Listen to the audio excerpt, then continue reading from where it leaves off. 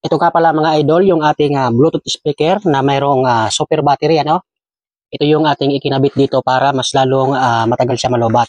So, dito po siya kinakabit mga idol. At mayroon din yan back converter sa loob para mai-convert niya yung tamang voltahe na kailangan itong ating Bluetooth speaker. So ayan, pandarin natin. Music play mode. Yes! So ayan, napakalakas po niyan at napakatagal malobat. So ngayon naman ay i-upgrade natin itong battery.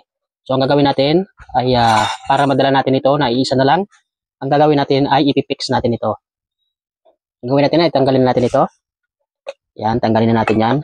At meron na akong ginawang, ayan, ito. Ito yung paglalagyan natin itong battery para isahan na lang. Pwede natin bitbitin, hindi na natin kailangan ng wire para dalawang ang bibit-bitin natin. Ngayon ay pag-iisay na natin. So ito yung ginawa nating DIY battery holder. Ayan po. Oh. So bali may wire na yan sa loob.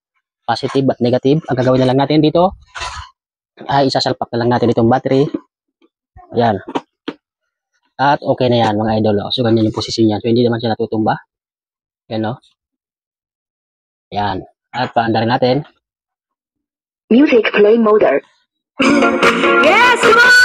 So ayan po siya mga idol. Hindi natin siya pwedeng patugtugin ng mahaba dahil baka makapiright tayo. So yan lang mga idol. Yan po ang update natin dito sa ating super Bluetooth speaker. So hanggang dito lang po yung ating video mga idol. Maraming salamat sa inyong panonood.